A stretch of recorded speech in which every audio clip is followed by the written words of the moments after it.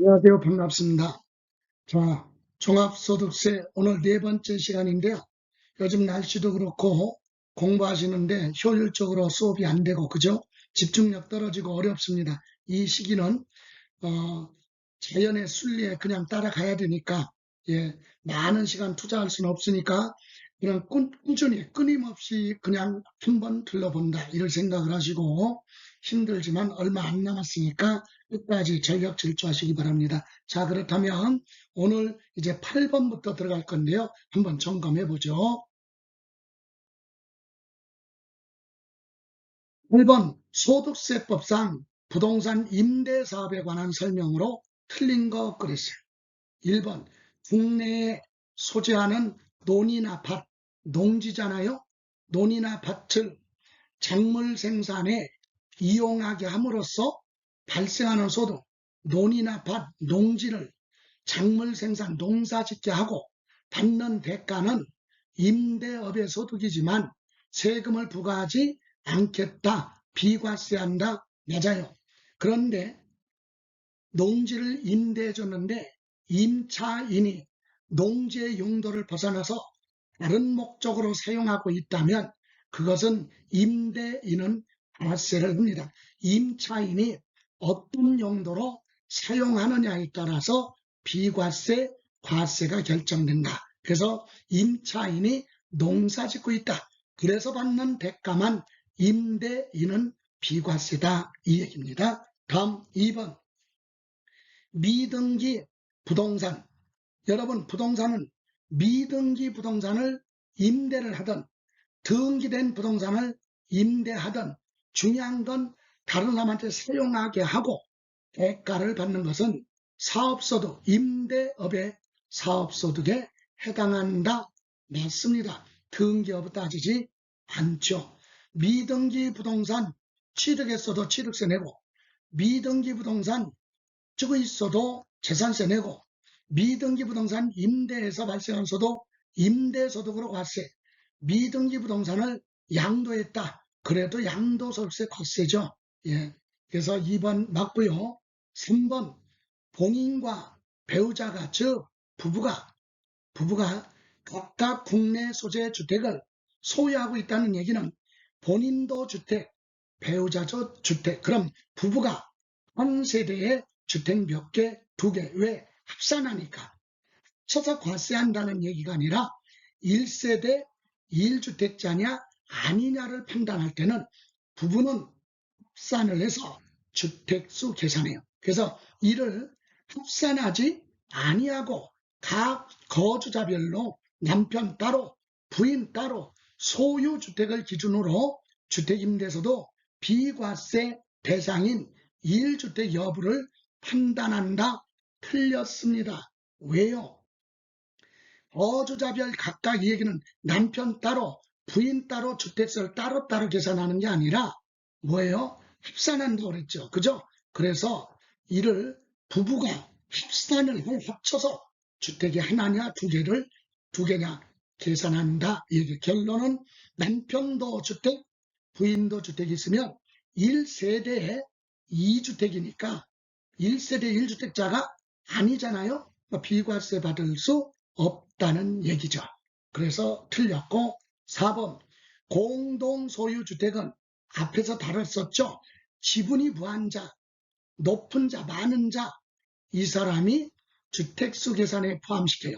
그럼 지분이 적은 자는 주택수로 보지 않는데 예외 규정이 있어요. 지분이 적더라도요, 기준시가 12억을 뭐하는 거?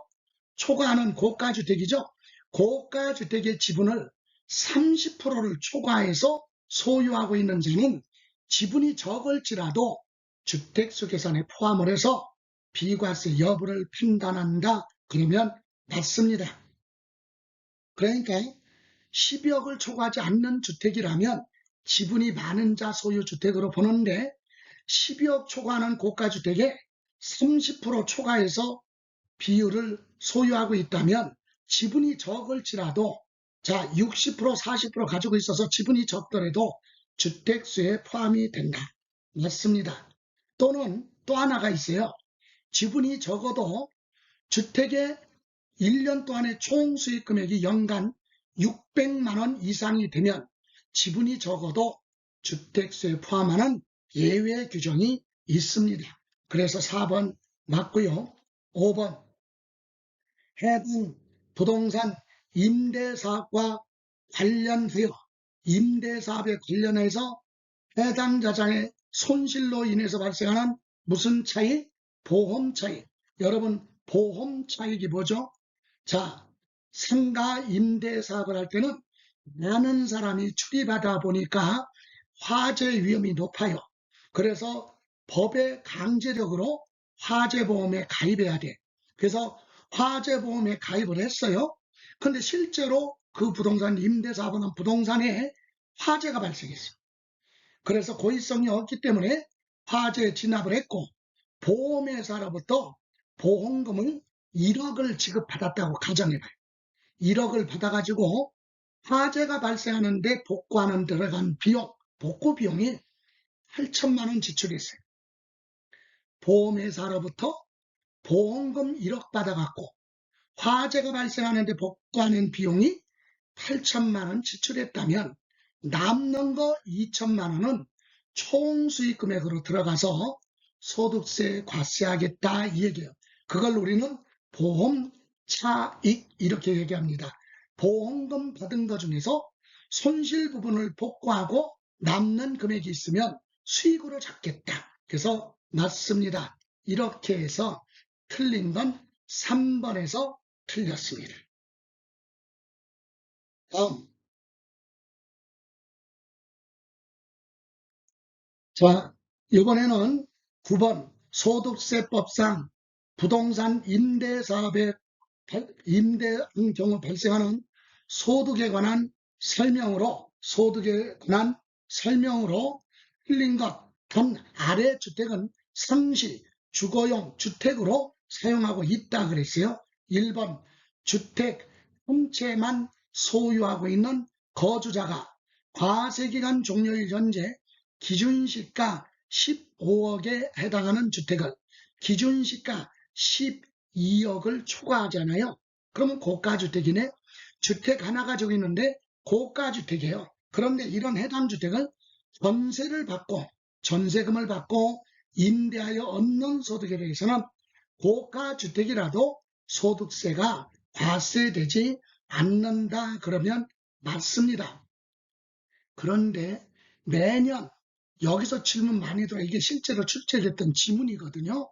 그러니까 어떤 분은 아니 고가주택은 12억을 초과하는 고가주택은 하나만 가지고 임대사업을 하더라도 과세를 한다 그랬는데 왜 여기는 과세되지 않는다 그랬는데 받는다라고 하느냐?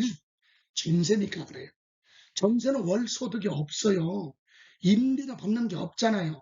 그러니까 주택은 2개, 3개라도 전세금을 받은 건 임대소득이 없어요.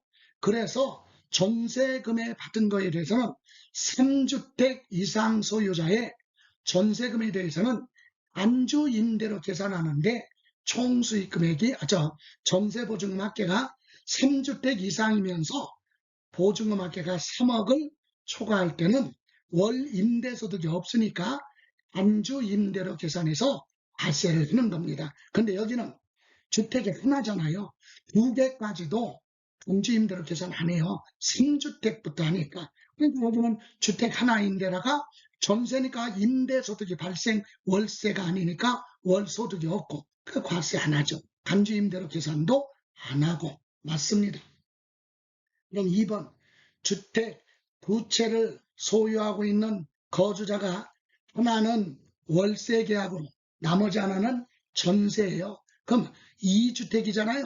그러니까 전세는 월 임대소득이 없으니까 소득이 없어요. 과세 안 되고 월세 받는 건 매달 받는 거 있죠. 요건 과세야지. 2주택이니까. 그래서 월세 계약에 의해서 받은 임대료에 대해서만 소득세가 과세된다. 맞습니다.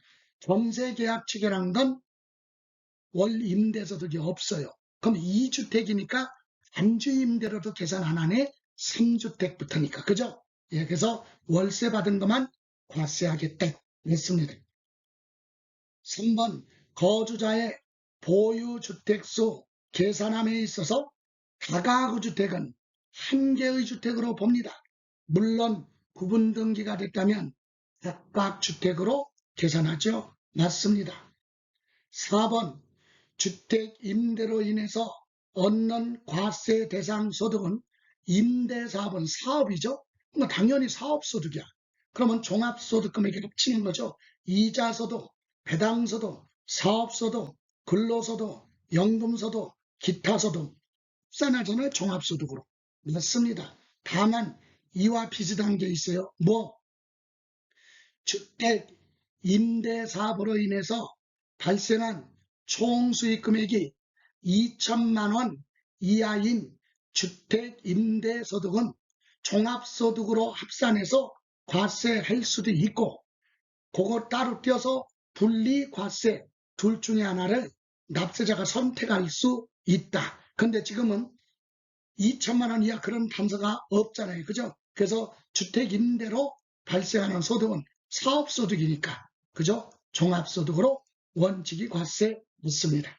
다음 5번 주택을 임대하여 얻는 소득은 거주자가 사업자 등록한 경우에 하나여 소득세 납세 의무가 있다. 요건 틀렸어요.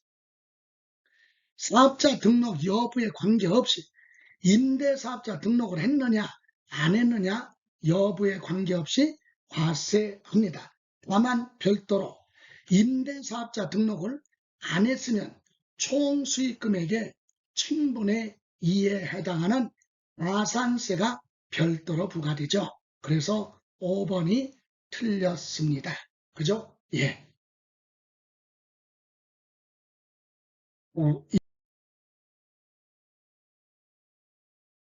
이렇게 해서 오늘까지 9문제 점검을 해봤습니다. 자, 틀린 부분이 있으면 다시 한번 점검하시고요. 정리하시기 바랍니다. 오늘 고생하셨고요.